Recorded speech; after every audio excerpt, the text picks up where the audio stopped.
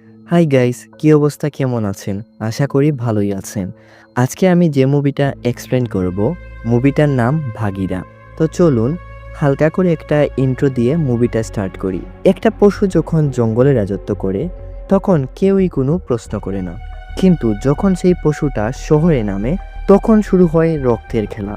এটা কোনো সাধারণ হিরোর গল্প না, এটা ভাগিরার গল্প, যেখানে ন্যায় আর অন্যায়ের মাঝখানে দাঁড়িয়ে আছে এক ভয়ঙ্কর রাক্ষস। সে কি খলনায়ক নাকি নির্দোষের রক্ষক? আজ আমরা ব্যাখ্যা করব সেই গল্প, যেখানে প্রতিটা ফ্রেমে লুকিয়ে আছে আগুন, প্রতিশোধ আর রহস্য। ದೇವ್ರು ಯಾವಾಗ್ಲೂ ಬರಲ್ಲ.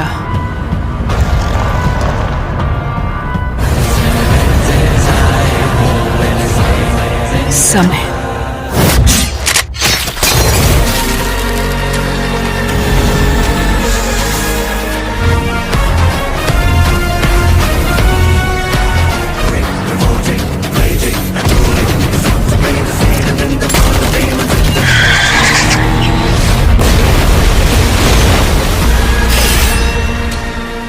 সিনেমার শুরুতেই আমরা ভেদান্ত নামে একটা ছোট বাচ্চাকে দেখতে পাই। সে নিজেকে সুপার হিরো মনে করে। একদিন একটা স্পাইডারম্যানের স্যুট পরে সে একটা বিল্ডিং থেকে লাফ দেয়, এতে করে তার একটা পা ভেঙে যায়। বেদান্তের মা একজন শিক্ষক। খবরটা পেয়ে উনি দৌড়ে হাসপাতালে আসেন। বেদান্ত তার মাকে দেখে মুখ সরিয়ে নেয়। রাতের বেলা বেদান্তের মা আর বেদান্ত কমিক বুক পড়ছিল। তখন বেদান্ত বলে, মা, আমি কি তাদের মতো কখনো সুপার হিরো হতে পারবো না? আমার কাছে কেন তাদের মতো সুপার পাওয়ার নেই? বেদান্তের মা বলেন, দেখো বাবা, তাদের মতো সুপার হিরো শুধু কমিক বুক আর মুভিতেই হয়ে থাকে।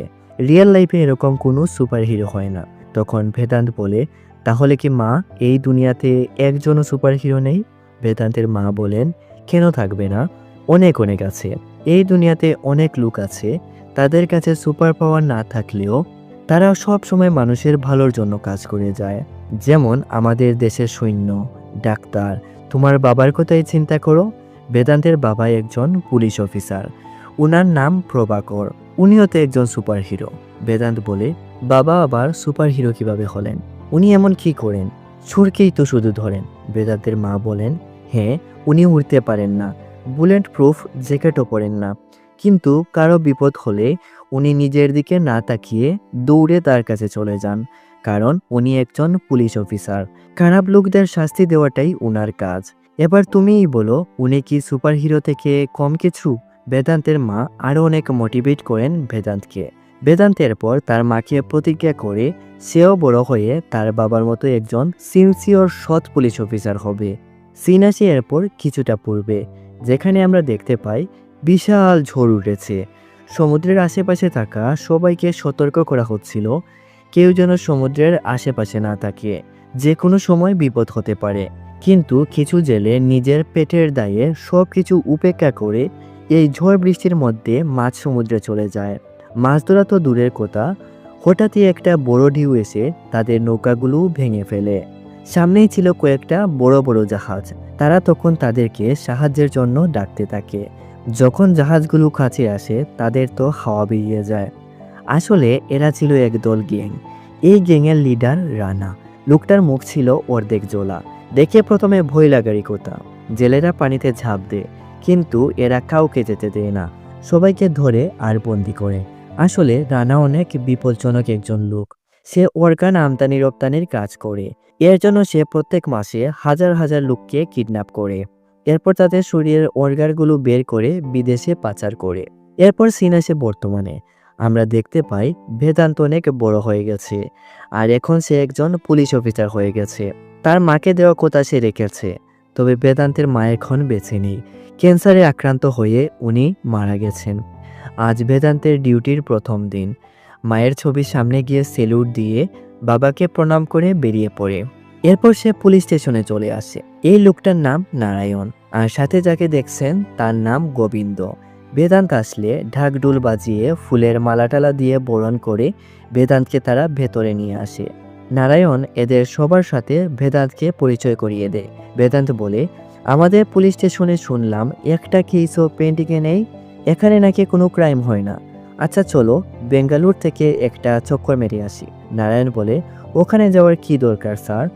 একটা মিটিং ফিক্সড করুন, সব কিছু আপনার টেবিলে চলে আসবে। বেদান্ত বলে, এখানে এসেছি আর বেঙ্গালুরুর সমুদ্রের মাছ যদি না দেখি তবে কি করে হয় বলো। কিন্তু নারায়ণ যেতে রাজি হচ্ছিল না। তবে যেহেতু বেদান্ত তার সিনিয়র ইন্সপেক্টর, তার কথা তো মানতেই হয়। কিছুক্ষণ পর তারা সেখানে চলে যায় আর আমরা দেখতে পাই এরা সবাই জেলের বেশ ধরে মাছ বিক্রি করার বাহানা করে তারা মাছের ভেতর ড্রাগস ঢুকিয়ে বাইরের দেশে বিক্রি করছে। এই বিষয়ে বেদান্ত তখন কিছুই জানতো না। তবে এদের চেহারা দেখে সে বুঝতে পারে কিছুতে একটা ঝামেলা এখানে নিশ্চয়ই আছে। এভাবে কিছুদিন চলে যায়। আজ বেদান্ত নারায়ণকে ডেকে বলে, আমি তোমাকে ওখানকার কয়েকজনের ফাইল আনতে বলেছিলাম। নারায়ণ বলে, আপনি যে ফাইল খুঁজছেন স্যার, এটা আপনার ড্রয়ারে আছে। বেদান্ত ড্রয়ারটা খুলে দেখে টাকার অনেকগুলো বান্ডিল। আসলে এই গুন্ডাগুলো শহরে দিনের পর দিন ক্রাইম করে যাচ্ছে। কারো সাহস নেই তাদের উপর কথা বলা। এখানকার সব পুলিশ অফিসারকেও এর জন্য তারা প্রত্যেক মাসে টাকা দেয়, যাতে করে কেউ তাদের কাজে বাধা না দেয়। কেউ যদি বাধা দেয় তাদের হয় তারা উপরে পাঠিয়ে দেয়, না হলে এরা ভয়ে পুলিশ স্টেশন ছাড়তে বাধ্য হয়। বেদান্ত অনেক রেগে যায়। আসলে বেদান্ত ছিল একজন সৎ সিনসিয়ার পুলিশ অফিসার। সে সব সময় রুল ফলো করে চলে। তার কাছে অন্যায় কখনো ছাড় পায় না। একটু পরই তার পুলিশ স্টাফদের নিয়ে ওই জেলেদের কাছে চলে যায়। বেদান্ত তাদের অ্যারেস্ট করতে গেলে এরা সবাই অনেক লম্বা লম্বা কথা বলে। বেদান্তকে তারা থ্রেটও দেয়। কিন্তু বেদান্ত তো 10-5 জন পুলিশ অফিসারের মতো না। এদের সবাইকে পিটিয়ে জেলে বন্দি করে দেয়। একে একে শহরের প্রত্যেকটা অনৈতিক কাজ সে বন্ধ করতে থাকে। কিছুদিনের মধ্যে শহরের অলিতে গলিতে বেদান্তের সুনামে ভরে যায়। নিউজ চ্যানেল, পেপারে শুধু বেদান্তেরই নাম। একদিন এভাবেই একজন সাংবাদিক বেদান্তকে তার এমন কাজের জন্য তাকে বাহাবা জানাচ্ছিল। তখন একজন জার্নালিস্ট, তার নাম রঙ্গনা, সে খুবই সৎ এবং ভালো মনের মানুষ। তার কাছেও অন্যায়ের ছাড় নেই।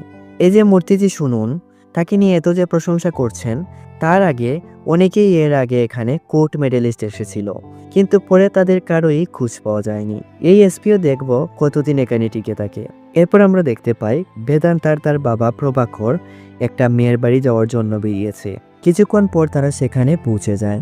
বেদান্ত এখন বিয়ে টিয়ে করতে চায় না, তার বাবার অনুরোধে আসতে হলো। তবে মেয়েটাকে দেখে সে পুরো ফিদা হয়ে যায়। আর কোনো কথা নেই। মেয়েটার নাম স্নেহা, সে একজন ডাক্তার। কিছুক্ষণ কথা বলার পর প্রভাকর বেদান্তকে বলে, যাও, তোমাদের দুজনের যদি একা কিছু বলার থাকে বলে আসো। তারা দুজন তখন বাইরে চলে আসে।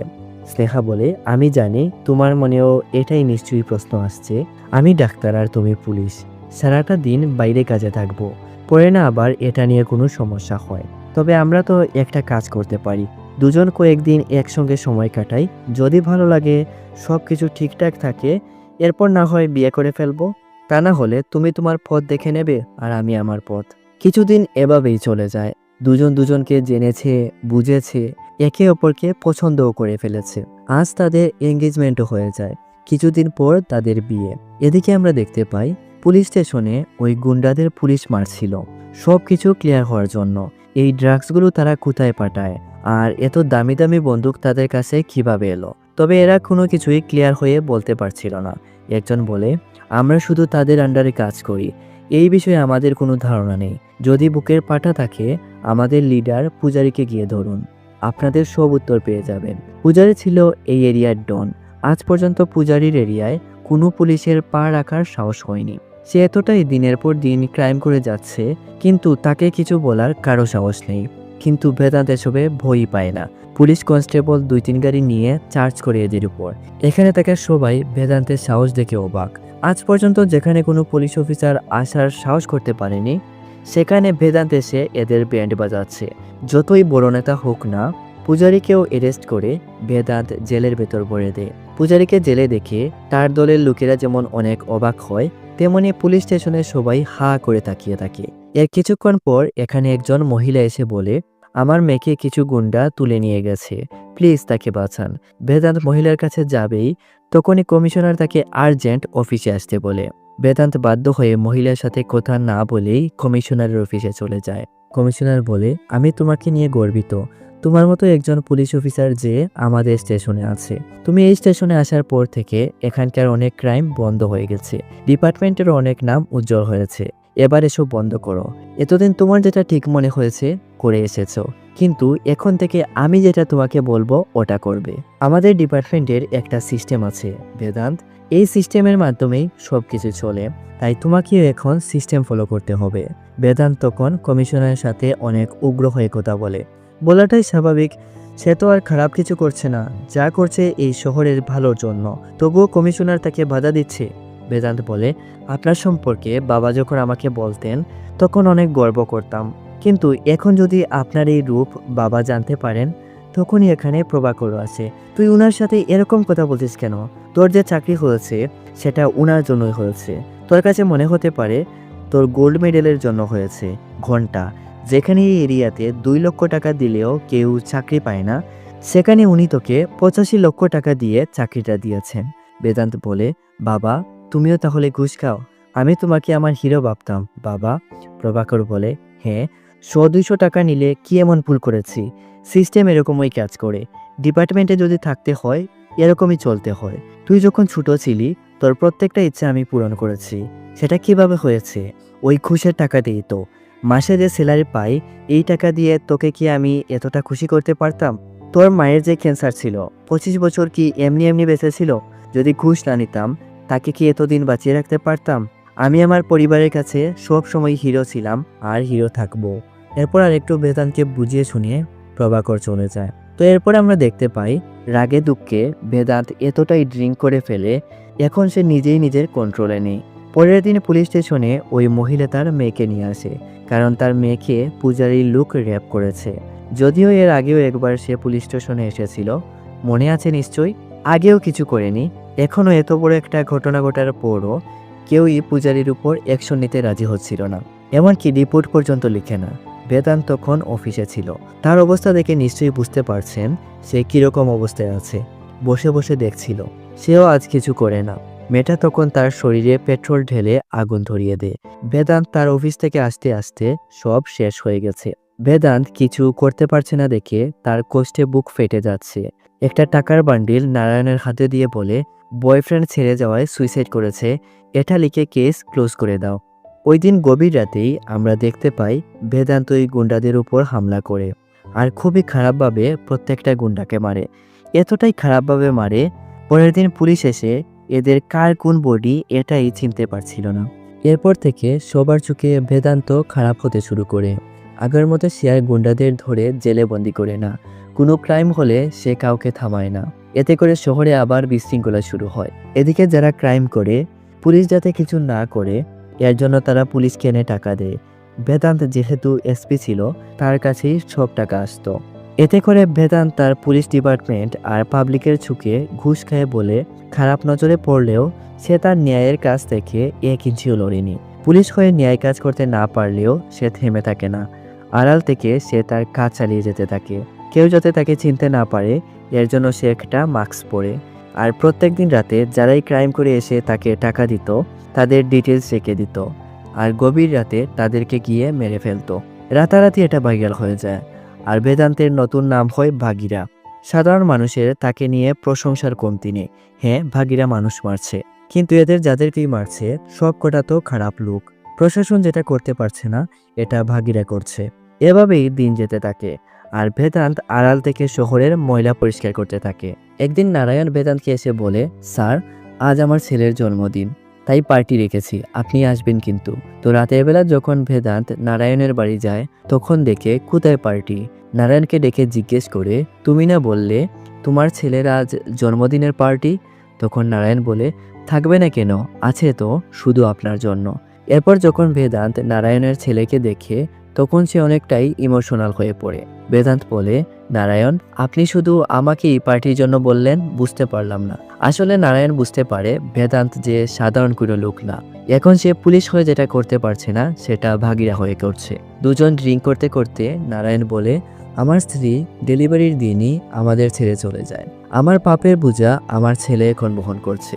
আমি মনে করেছিলাম আমার মতো পুলিশ অফিসারের বাচ্চা আমার ছেলের মতোই হবে, কিন্তু না, কারো কারো ঘরে ভালো বাচ্চারও জন্ম হয়। এরপর সে বেদান্তকে একটা সেলুট দেয়।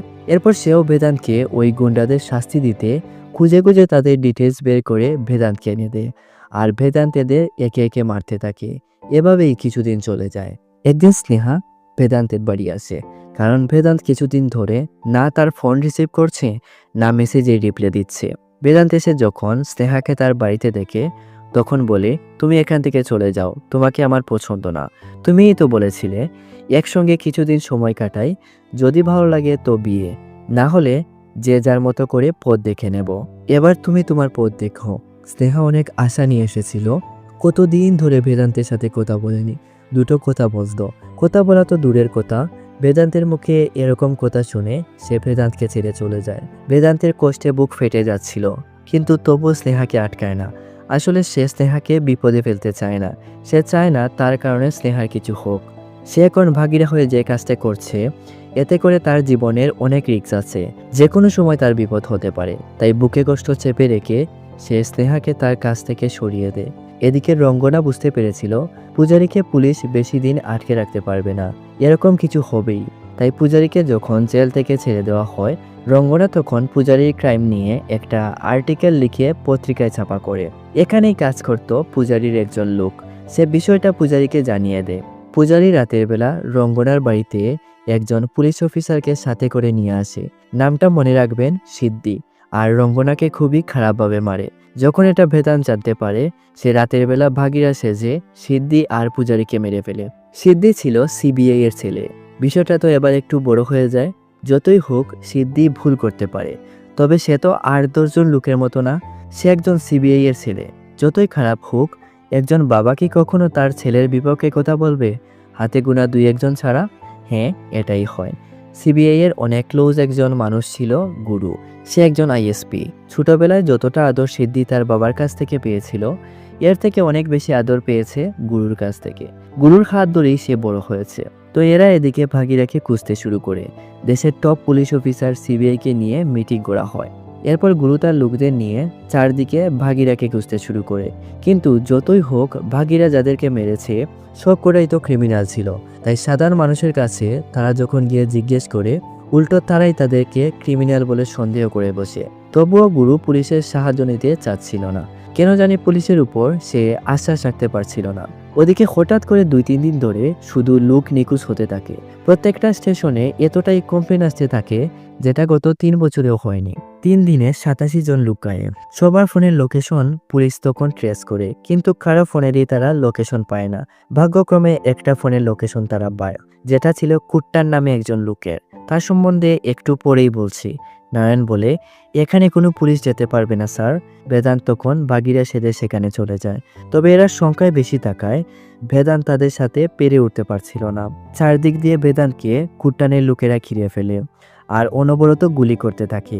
একটা সময় বেদান্তের বুকে একটা গুলি লেগে যায়। তাই সে বাধ্য হয়ে নিজের প্রাণ বাঁচাতে সমুদ্রে ঝাঁপ দেয় আর কোনোভাবে স্নেহার কাছে আসে। স্নেহা বেদান্তের এমন অবস্থা দেখে সবকিছু ভুলে তার ট্রিটমেন্ট করে। কিছুক্ষণ পর যখন বেদান্তের জ্ঞান আসে, তাড়াতাড়ি করে এখান থেকে বেরোনোর চেষ্টা করে, কারণ তাকে ওই লোকদের বাঁচাতে হবে। কিন্তু সে তার মাস্কটা খুঁজে পাচ্ছিল না। সবকিছু তন্ন তন্ন করে খুঁজে, কিন্তু পায় না। বিষয়টা বুঝতে পেরে স্নেহা মাস্কটা এনে দেয়। তোমার এখন রেস্ট নেওয়া দরকার। কিন্তু বেদান্ত স্নেহার কোনো কথাই শুনে না, সে বেরিয়ে পড়ে। স্নেহা এবার বুঝতে পারে কেন বেদান্ত তাকে দূরে সরিয়ে দিতে চায়। মান অভিমান ভেঙে সে আবার এঙ্গেজমেন্টের আংটিটা আঙুলে পরে নেয়। এরপর বেদান্ত কুট্টানের বাড়ি চলে যায়। সেখানে গিয়ে দেখে কুট্টান নিজেই তার বউ বাচ্চাকে মেরে ফেলেছে, আর সেও একটা বন্দুক হাতে নিয়ে বসে আছে। বেদান্ত এসে বলে, তুমি এত লোকদের কিডন্যাপ করেছো কেন? তোমার উদ্দেশ্য কি? তখন কুট্টান বলে, তুমি আমাকে পুরো বরবাদ করে দিয়েছো বাগিরা। যে জায়গায় কখনো কেউ আসার সাহস করেনি, সেখানে তুমি চলে গিয়েছিলে। আর যা দেখার কথাই না তা দেখে ফেলেছো। আসলে আমি তো কিছুই না, এসবের লিডার হচ্ছে রানা। পুরো ইন্ডিয়াতে তার নেটওয়ার্ক আছে, ইন্টারন্যাশনাল অর্গান ট্রেডিং বিজনেস করে। তার কাছে তিলে তিলে মরার চেয়ে আমি নিজেই নিজেকে শেষ করে দিলে অনেক শান্তিতে মরতে পারবো। এরপর কুট্টান তার মাথায় শুট করে। একটু ক্লিয়ার করি, এই জায়গাটা ছিল একটা গোপন জায়গা, যেখানে লোকদের ধরে এনে রাখা হতো। এরপর শিপ দিয়ে সেখান থেকে বাইরের দেশে পাচার করা হতো। বাগিরা সেখানে গিয়ে যে বেঁচে ফিরে এসেছে, আর বাগিরা জানলো কিভাবে কুট্টান যে লোকদের কিডন্যাপ করেছে? এতটা কাঁচা কাজ করে কিভাবে? কুট্টান বেঁচে থাকলে তো রানাও ধরা পড়ে যাবে। তাই আর কি কুট্টান সে নিজেই নিজেকে শেষ করে দিয়েছে। আশা করি বুঝাতে পেরেছি। বেদান্ত পরের দিন পুলিশ স্টেশনে এসে ফাইলিং রুমে গিয়ে অনেক খোঁজাখুঁজি করে রানার ফাইলটা খুঁজে বের করে। সেখান থেকে আমরা জানতে পারি রানা ছোটবেলা থেকেই অনেক বিপজ্জনক। একদিন কোনো কারণে রানা আর তার সাথীদের পুলিশ অ্যারেস্ট করে জেলে বন্দি করে। পরবর্তীতে পুলিশ তাদের উপর অনেক টর্চার করে। রানা তখন রেগে পুলিশ স্টেশনে পেট্রোল ঢেলে আগুন ধরিয়ে দেয়। এতে করে অনেক পুলিশ ওই দিন মারা যায়। আর রানা তার সাথীদের নিয়ে সেখান থেকে পালিয়ে আসে। আর তার মুখ কিভাবে জ্বলেছে এবার নিশ্চয়ই বুঝতে পেরেছেন। এরপর সে ধীরে ধীরে বিভিন্ন ক্রাইম করতে করতে একজন ডন হয়ে গেছে। এরপর সে ধীরে ধীরে বিভিন্ন ক্রাইম করতে করতে একজন ডন হয়ে গেছে। একটু পর নারায়ণ কিছু টাকা এনে বাগিরাকে দিয়ে বলে, স্যার, সে একজন হ্যাকার, এটা আপনাকে দিতে বলেছে। সে এত বড় hacker, bank account, company data, এমনকি সে পুলিশ ডিপার্টমেন্টের ওয়েবসাইটকেও হ্যাক করেছে। তাকে মারবেন না স্যার। নারায়ণ সাথে ওই হ্যাকারের অ্যাড্রেসটাও দেয়। তো বেদান্ত রাতের বেলা ওই হ্যাকারের কাছে চলে যায়, কিন্তু তাকে মারে না, বরং তাকে তার পার্টনার বানিয়ে নেয়। যদিও প্রথম দিকে ছেলেটা রাজি হচ্ছিল না, কিন্তু যখন ভয় দেখায় সে রাজি হয়ে যায়। এরপর বেদান্ত আরও এরকম দুজনকে তার পার্টনার বানায়। একটা ছোট ছেলে যে তার শরীরে ব্যাটারির সাহায্যে একটা সিস্টেম করে মানুষকে শক দিত। আরেকজন বৃদ্ধ লোক যে একটা বোমের ফ্যাক্টরিতে কাজ করত, কিন্তু সে প্রত্যেকদিন নেশা করে ফ্যাক্টরিতে যাওয়ায় তাকে ফ্যাক্টরির মালিক ফ্যাক্টরি থেকে বের করে দেয়। এতে করে তারা যখন পুলিশ স্টেশনে আসে রিপোর্ট করার জন্য, বাগিরা তাদেরকেও তার টিমে এড করে নেয়। সে এমনভাবে তার টিমটা তৈরি করে কারো সন্দেহ করার কোনো জায়গা নেই। বিভিন্ন ধরনের গ্যাজেট তারা সবাই মিলে বানাতে থাকে। এদিকে হ্যাকার যে ছেলেটা, তার নাম আকাশ, কুট্টানের ফোনের সবকিছু খুঁজে খুঁজে দেখে, কিন্তু তেমন কিছুই সন্দেহ করার মতো পাচ্ছিল না। কিন্তু যখন পার্সোনাল পেমেন্ট চেক করে, তখন তো তাদের হুঁশ উড়ে যায়। প্রতি ঘন্টায় 40,000 50,000 করে তার অ্যাকাউন্টে এসে টাকা ঢুকতো। তখন তারা পেমেন্ট ডিটেলস দেখে ওই জায়গার লোকেশন বের করে। এরপর আমরা দেখতে পাই একটা উচ্চ ক্ষমতা সম্পন্ন জিপিএস সিস্টেম বাইক আর একটা নিউ মাস্ক পরে বেদান্ত ওই জায়গায় যায়। বৃদ্ধ লোকটার বানানো বম ফাটিয়ে ভেতরে ঢুকে। এখানে আমরা দেখতে পাই অবৈধভাবে লোকদের কিডন্যাপ করে তাদের শরীর থেকে বিভিন্ন অর্গান নিয়ে যারা টাকার বিনিময়ে তাদের আপন লোকদের বাঁচাতে চাচ্ছে, তাদের লোকদের শরীরে লাগিয়ে দিচ্ছে। বাগিরে এসব দেখে রেগে সবকিছু জ্বালিয়ে পুড়িয়ে ছাড়কার করে দেয়। সব কটাকে ছাঁটাই করে সে হার্ডওয়্যারগুলো নিয়ে চলে যায়। কিছুক্ষণ পর এখানে গুরু তার টিমকে নিয়ে আসে। বাগিরার নাগাল তো তারা পায় না, কিন্তু সিসিটিভি ফুটেজ দেখে তারা এটা কনফার্ম হয়ে যায় এটা কোনো ক্রিমিনালের কাজ না। তার বন্দুক ধরা স্টাইলটা ছিল একজন প্রফেশনাল ট্রেড অ্যাসিস্ট্যান্টের মতো। এবার তারা বেদান্তকে সন্দেহ করতে শুরু করে। ওদিকে বেদান্ত ওই দুটো হার্ডওয়্যার আকাশকে এনে দেয়। আকাশ তখন হার্ডওয়্যারগুলো থেকে আগের থেকে আরও ডাবল অ্যামাউন্টের পেমেন্ট পায়, যেগুলো ইয়োগী নামে একজনের কাছে জমা হচ্ছে, যে ছিল রানার ডান হাতের লোক। তবে 2-3 দিন ধরে তার কোনো খোঁজ নেই। সোশ্যাল মিডিয়া থেকে শুরু করে ফোন করা পর্যন্ত বন্ধ করে দিয়েছে। তবে তার পেমেন্ট লোকেশন ট্রেস করে বাগিরা সেই জায়গাগুলোতে তার অত্যাধুনিক সব অস্ত্রটস্ত্র নিয়ে চলে যায়। একে একে রানার প্রত্যেকটা গোপন ক্যাম্প ধ্বংস করতে থাকে। এতে করে রানা আজ ইয়োগীর কাছে আসে। রানাকে দেখে ইয়োগী তার পায়ে পড়ে যায় আর ক্ষমা চায়। রানা তাকে বলে, তুই অনেক ভালো কাজ করিস, তোর মতো যতক্ষণ কাউকে না পাচ্ছি তুই সেফ। ওই ভাগিরাকে আমি দেখছি। 2000 লোকের কনসাইনমেন্ট ইমিডিয়েটলি শ্রীলঙ্কা পাঠাতে হবে। এই কাজটা তোকে করতে হবে। তবে মনে রাখিস, এবার কোনো ভুল হলে তুই কিন্তু বাঁচতে পারবি না। এরপর সে ইয়োগীকে জিজ্ঞেস করে, একটা কথা বলতো, সবার আগে তো ভাগিরা তোকে মারার কথা। ইয়োগী বলে, যেদিন থেকে অ্যাটাক শুরু হয়েছে ওই দিন থেকেই আমি আন্ডারগ্রাউন্ড হয়ে গেছি ভাই। ফোন টোন সব সুইচ অফ করে দিয়েছি। রানা বলে, খুব ভালো কাজ করেছিস, এবার ফোন অন কর। ইয়োগী যদিও ফোনটা অন করতে রাজি হচ্ছিল না, কিন্তু ভয়ে ফোনটা অন করে। সাথে সাথেই আকাশের কাছে ইয়োগীর লোকেশন চলে যায়। আকাশ বাগিরাকে লোকেশন জানিয়ে দিলে ঘন্টার মধ্যে বাগিরা সেখানে পৌঁছে যায়। কিন্তু বাগিরা এটা চিন্তাই করতে পারেনি এটা যে রানার চাল হবে। চারদিক দিয়ে রানার লোকেরা তাকে ঘিরে ফেলে। তবে রানার ইয়োগী তাদের লোকদের হাতে বাগিরাকে ছেড়ে তারা চলে যায়, কারণ শ্রীলঙ্কা থেকে কাস্টমার এসেছে, ড্রিল করতে হবে। বিশাল একটা ধামাকা ফাইটিং হয়, যেটা দেখার মতো ছিল। তবে বেদান্তকে তারা কেউ মারতে পারে না, উল্টো বেদান্তি রানা সব লোকদের মেরে ফেলে। মারতে পারবে নাই বা কেন? কত ধরনের যে গেজেট নিয়ে গেছে তা আপনার চিন্তার বাইরে। একটা সময় এরা যখন সবাই বেদান্তকে ধরেই ফেলে, বেদান্ত তখন ওই ছোট ছেলেটার বানানো গেজেট দিয়ে এদের সবাইকে হাই ভোল্টেজ শক দেয় আর সেখান থেকে চলে আসে। এরপর সে স্নেহার কাছে আসে।